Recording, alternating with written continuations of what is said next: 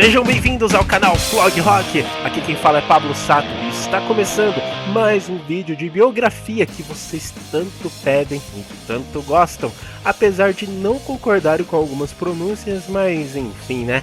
Estamos na luta. Hoje trazendo para vocês a biografia de uma das bandas mais aclamadas da década de 90 e mais pedida por vocês, o Nirvana. Bom, antes de começar é bom deixar claro que este é um vídeo feito de fã para fã, onde conta a trajetória da banda e os principais fatos que ocorreram durante a sua história. Digamos que é um vídeo introdutivo para você começar a se aprofundar sobre a banda ou artista tema de cada biografia desse canal. Eu sei que todo vídeo sempre falo isso, mas sempre tem alguém aqui que cai de paraquedas no canal e fica comentando baboseiras. E por falar nisso, se você está aqui pela primeira vez, inscreva-se no canal, confira os outros vídeos do Flog Rock, pouco flog e muito rock, tenha certeza disso. Bom, enfim, chega de enrolar, prepare o santo grau, fique tranquilos e vamos nessa! Nirvana é uma banda de rock formada em meados de 1987, mas foi no começo da década de 90 que atingiu seu grande auge, considerado uma das principais bandas de rock no mundo inteiro e também o carro-chefe de um novo estilo que estava surgindo na época, o movimento grunge. Infelizmente, a banda encerrou suas atividades devido ao falecimento do seu guitarrista e vocalista, membro fundador, Kurt Cobain. Tudo começou lá pelo meio da década de 80, com o então futuro fundador da banda, Kurt Cobain, um jovem rapaz que teve alguns problemas familiares durante a infância e que tinha uma grande visão artística. Naquela época, já se interessava pela guitarra ouvindo punk rock e despertou a vontade de montar uma banda. Na região havia uma banda punk que estava se destacando, o Melvins, no qual é a inspiração de muitas bandas na região de Seattle, inclusive o próprio Nirvana.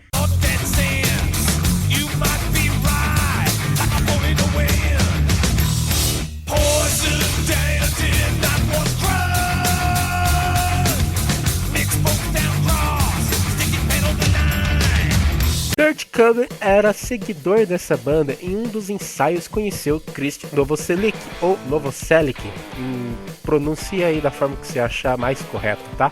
Ambos também estudavam na mesma escola. Kurt tinha um desejo de montar uma banda e após algum tempo ambos resolveram ensaiar e montar uma nova banda, com Kurt Cobain na guitarra e vocal e Chris Novoselic no baixo, posições que ambos nunca largaram até o fim da banda. Ambos começaram a tocar uma demo feita por Kurt, intitulada de Fecal Matter, isso já em meados de 1987, assim recrutando o primeiro de muitos bateristas, Bob McFadden. Porém, após mais ou menos um mês, Bob saiu da banda, recrutando então Aaron Burkhardt, assim começando os ensaios pra valer e também escrevendo músicas novas. Foi aí que o trio sentiu a necessidade de dar um nome para a banda. Kurt Cobain então decidiu colocar o nome da banda de Nirvana, que é um termo do budismo que significa estado de libertação. Seria o ápice do seu estado espiritual, e para uma banda esse nome estava perfeito. Como já disse Kurt Cobain em uma entrevista, é um nome bonito e, ao mesmo tempo, agradável. Daí agora começa a saga que eu apelidei de A Dança dos Bateristas. A dupla Chris e Kurt se mudaram, perdendo contato com o baterista Burkhardt. Assim começaram a ensaiar com Dave Clover da banda já citada Melvins. Porém, em 1988, Clover se muda para São Francisco, porém deixando como recomendação Dave Foster para substituí-lo. E assim foi feito. Porém, Dave Foster entrou em algumas tretas e foi preso por um período. Com a sua ausência, Burkhardt estava de volta, mas não durou muito tempo. Novamente, ele desentendeu com Kurt Cobain e passou a não ensaiar mais com Nirvana, fazendo a dupla Cobain e Novoselic colocar um anúncio para a vaga de um baterista. O anúncio não deu muito certo e foi através de um amigo comum que foi apresentado o baterista Chad Channing. E o Nirvana fez o seu primeiro show em maio de 1988. O trio estava preparando músicas inéditas para gravar junto com a gravadora independente Sub Pop de Seattle. Então, em novembro desse mesmo ano, foi lançado o single Love Buzz.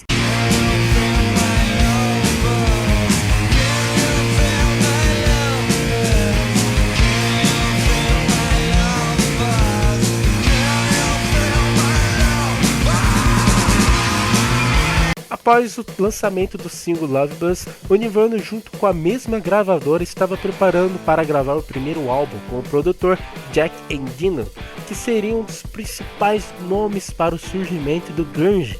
Nas gravações do primeiro álbum do Nirvana, mais um capítulo da novela A Dança dos Bateristas. Pois é, quem foi pro estúdio foi Dale Crover do Melvis, pois Chad Channing era e não era do Nirvana. Nunca foi dito pra ele que, assim, cara, você tá dentro do Nirvana e pronto. Porém, ele não saiu do Nirvana. Vai entender, né? Bom, nesse meio tempo surgiu o guitarrista Jason Everman, que ficou encantado com a demo do Nirvana e também com a single já lançado. Resolveu então financiar as gravações do primeiro álbum do Nirvana. Como retribuição, Jason foi creditado como segundo guitarrista da banda e também apareceu na capa do disco, apesar que não tocou nenhuma música, mas foi o que pôs a mão no bolso, né? Assim, em dezembro de 1988, é lançado o primeiro álbum do Nirvana, intitulado como Bleach.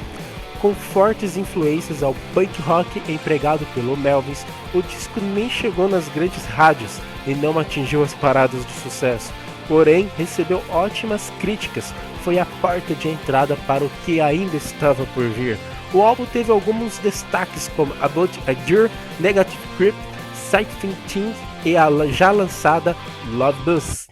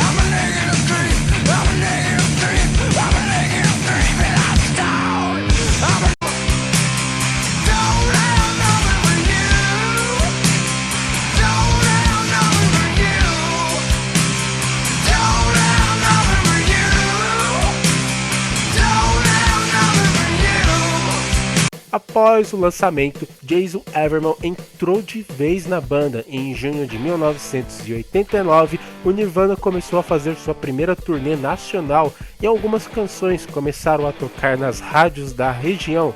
A divulgação do primeiro álbum do Nirvana ficou por conta do boca a boca mesmo, e aos poucos estava conquistando seu merecido espaço. Durante a turnê, Jason Everman saiu da banda por desentendimento com os demais membros, fazendo Nirvana a se tornar um trio novamente. Ainda no final de 1989, o Nirvana lançou um EP, porém Kurt Cobain estava descontente com a gravadora que não divulgou o lançamento do primeiro álbum do Nirvana, que já era considerado uma banda promissora. Já nessa época, Kurt já estava compondo canções com uma temática de um tom um pouco diferente, músicas mais alegres, um pouco pop, com a pitada rápida do punk rock. Em abril de 1990, o Nirvana começou a trabalhar com o produtor Butch Vig para colocar material novo na praça para dar um gás a mais no álbum Bleach. Nas sessões de gravação, Kurt Cobain e Chris Novoselic tiveram divergências musicais com o baterista Chet Channing, no qual deixou a banda e mais uma vez o Nirvana estava sem baterista. Entrando no lugar, o baterista da banda Mudhoney, o Dave Peters, somente para gravar um novo single, a música Slaver.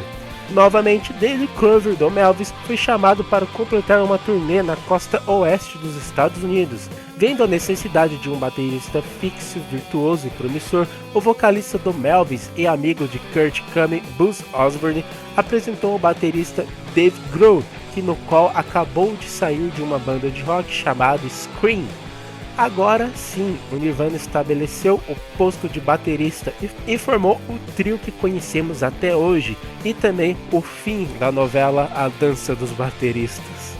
Nirvana nessa época estava à procura de uma grande gravadora, e após indicação de Kim Gordon da banda Sonic Youth, a gravadora de vez foi a DGD Records, no qual prometeu dessa vez a divulgação de seu material. Assim, o Nirvana entrou de vez para gravar um novo álbum com mais personalidade. Foi chamado para produzir o álbum Butch Vig, já conhecido por produzir discos de banda punk e também pelo trabalho feito no The Smashing Pumpkins. Após a gravação do álbum, agora sem problemas internos, foi remixado por Andy Wallace, conhecido pelos trabalhos na banda de thrash metal Slayer. Porém, depois da mixagem, dizem as más lendas que os membros não gostaram da versão final do álbum, pois já era tarde demais para começar tudo de novo. Assim, em 24 de setembro de 1991, é lançado o aclamadíssimo álbum Nevermind. O disco, após o seu lançamento com o single Smells Like Teen Spirit, alcançou o topo das paradas de sucesso e seu clipe passou em loop na MTV, chegando a vender 400 mil cópias por semana, tirando o álbum Dangerous do Michael Jackson na primeira posição, e o mundo passou a conhecer o Nirvana. Bom, cara, destaques é o álbum inteiro, cara. Esse álbum é uma coletânea do Nirvana, literalmente. Vale a pena você escutar ele inteiro.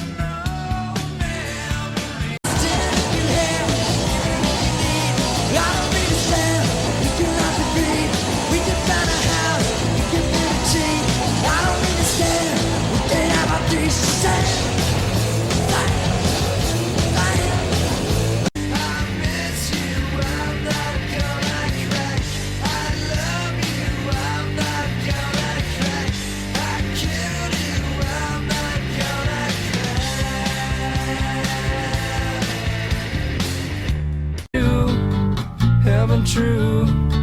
Let me take a ride. Cut yourself. Want some help? Please myself.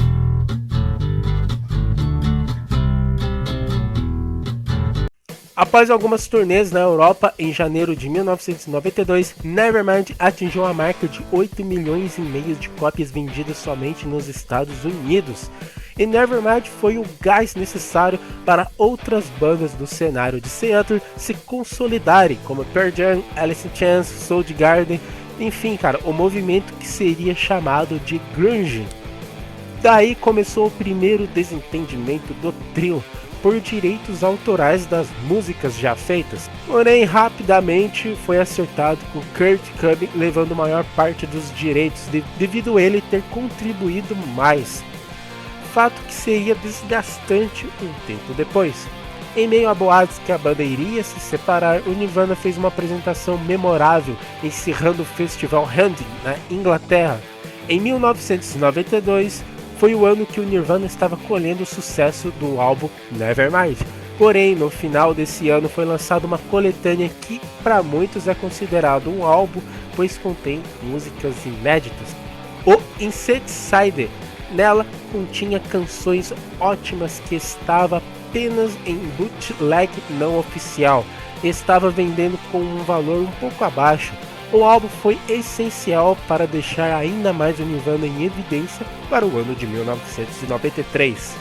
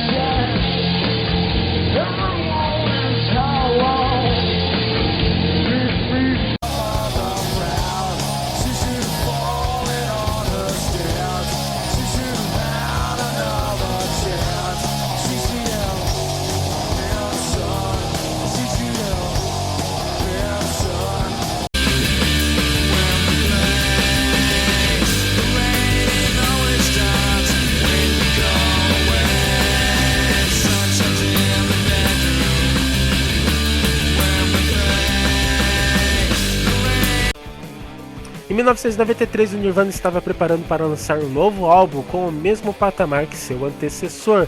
Foi chamado para produzir o álbum Steve Albini, que álbum já estava sendo muito aguardado pelos fãs.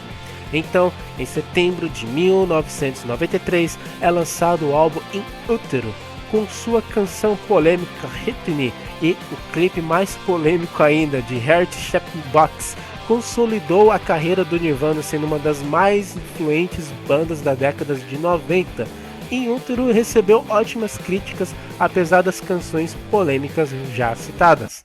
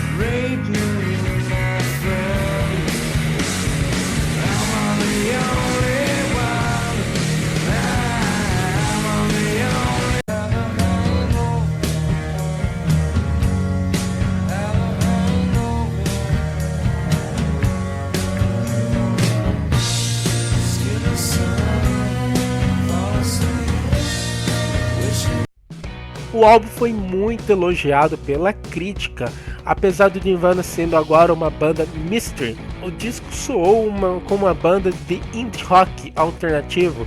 Kurt não queria efeitos nas músicas, trapaças de estúdio e etc. Queria algo do mais puro rock, e o trio tinha medo de deixar a identidade da banda de lado. In Utero alcançou o primeiro lugar na Billboard 200 logo na estreia. O sucesso, que já era grande com Nevermind, ficou maior ainda com In Utero, fazendo uma turnê no mundo inteiro, incluindo o Brasil. Em novembro desse mesmo ano, foi chamado Pete Seeger, da banda The Germs, para ser o segundo guitarrista do Nirvana, apenas para completar uma turnê nos Estados Unidos, pois já estava ficando evidente um baixo rendimento de Kurt Cobain devido ao uso de drogas. Nesse mesmo período, o Nirvana fez a gravação do acústico MTV, dispensando seus hits tocados nos shows. Kurt sugeriu que no palco tivesse velas e flores, acompanhado por um lustre de cristal. Notava-se uma expressão depressiva e séria de Kurt Cobain, deixando a apresentação mais, digamos que, sombria. Apesar de tantas mudanças, o acústico do Nirvana é considerado o melhor feito pela MTV. No começo de 1994, a banda foi fazer uma turnê na Europa, porém em Roma, no dia 4 de março, a esposa de Kurt Cobain, a Courtney Love, encontrou Kurt Cobain inconsciente em seu quarto de hotel. Kurt foi levado para o hospital às pressas. O motivo foi a reação de heroína com álcool. Após a sua saída do hospital, Kurt Cobain foi convencido de ir para uma clínica de reabilitação de drogas. Em menos de uma semana, Kurt fugiu do centro de reabilitação e volta para Seattle. Porém, no dia 8 de abril de 1994, Kurt Cobain foi encontrado morto com uma arma apontada na sua cabeça em sua casa, aos seus 27 anos de idade. Os detalhes dessa morte contém no vídeo referente ao Clube dos 27, no qual vou deixar na descrição ou em algum lugar do vídeo para você assistir depois, tá? Eu só errei o dia que ele foi encontrado morto. No vídeo eu falei dia 5 de abril, sendo que foi dia 8. Dia 5 foi a data estimada pela autópsia que ele morreu. Então, resumindo, Kurt morreu no dia 5 e foi encontrado morto dia 8. O fato é, perdemos mais um cara foda no meio musical. Logo depois da morte de Kurt Cobain, em 1º de novembro de 1994, foi lançado o acústico MTV, em tributo ao vocalista fundador. O álbum foi aclamadíssimo e o sucesso dele foi demonstrado nas suas vendagens.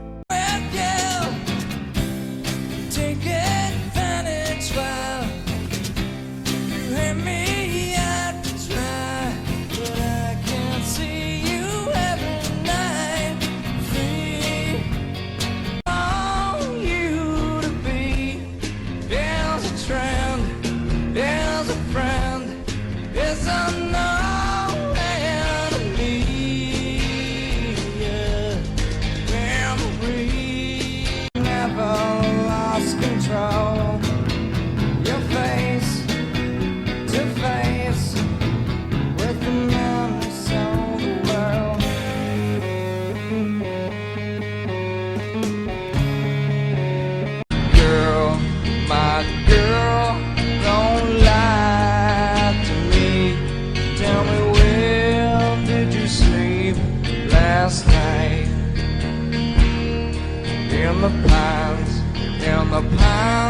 Após isso, Nirvana encerrou suas atividades e começou uma tensa briga pelos direitos autorais, tanto da banda e por suas músicas, entre os remanescentes David Grohl, Chris Novoselic, com a esposa de Kurt Cobain, a Courtney Love. Durante esse processo, foi lançado em 1996 uma coletânea de músicas lado B, no qual ainda não foi lançado em nenhum disco do Nirvana. Esse álbum é indispensável para qualquer fã. Em 2002, os remanescentes do Nirvana, junto com a viúva Courtney Love, entraram em um acordo, dando a oportunidade de lançar uma coletânea do Nirvana com uma música inédita gravada antes da morte de Kurt Cobain.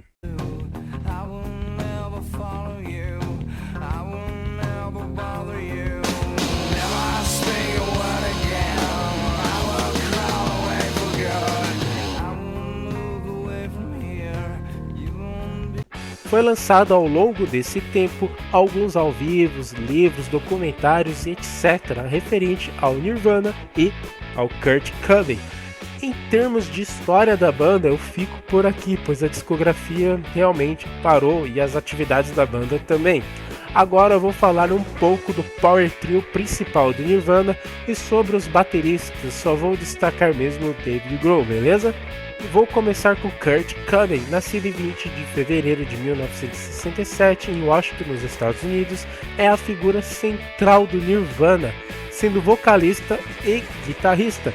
Faleceu no dia 5 de abril de 1994 por suicídio aos 27 anos de idade. Chris Novoselic, ou seja lá como você acha que é a pronúncia certa, enfim, ele foi o baixista e cofundador do Nirvana junto com Kurt Cobain. Ele nasceu em 16 de maio de 1965. Depois do Nirvana, entrou para a carreira política e também montou uma gravadora para promover bandas punks locais. Recusou a proposta de David Grohl a se juntar ao Foo Fighters, que seria uma continuação espiritual do Nirvana. E por falar em Foo Fighters, David Grohl, nascido em 14 de janeiro de 1969, foi o baterista e também dividiu o vocal com Kurt Cobain em algumas músicas do Nirvana. Após o término da banda, fundou o Foo Fighters, assumindo a guitarra e vocal da banda. Foo Fighters rapidamente teve reconhecimento da mídia e de seu público. Não ficou na sombra do Nirvana em maneira nenhuma, tendo uma carreira e canções magníficas e está em evidência até os tempos de hoje. E claro que merece uma biografia própria aqui no canal.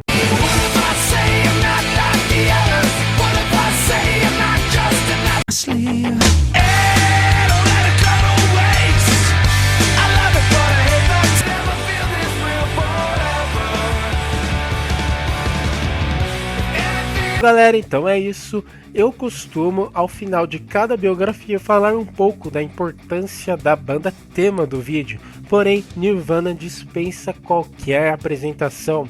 É evidente a importância da banda e de seu surgimento. Você pode até não gostar de Nirvana, mas não reconhecer o que a banda representou é uma ignorância total. Enfim, se você gostou desse vídeo, compartilhe para espalhar a santa palavra do rock para os desenculturados musicalmente, né? O que tem de jovem sem cultura musical por aí não está escrito. Então contribui compartilhando esse e outros vídeos do canal em suas redes sociais. Se gostou, deixe seu joinha maroto e se não é inscrito no canal, inscreva-se. Críticas, observações e sugestões de vídeo deixe aí nos comentários. Se alguma pronúncia ao seu ver ficou diferente, peço desculpas. E também, se me equivoquei em alguma coisa, também peço sua desculpa. Lembrando, esse vídeo é feito de fã para fã, sem nada profissional. Bom, eu vou ficando por aqui. Até a próxima. Falou e tchau!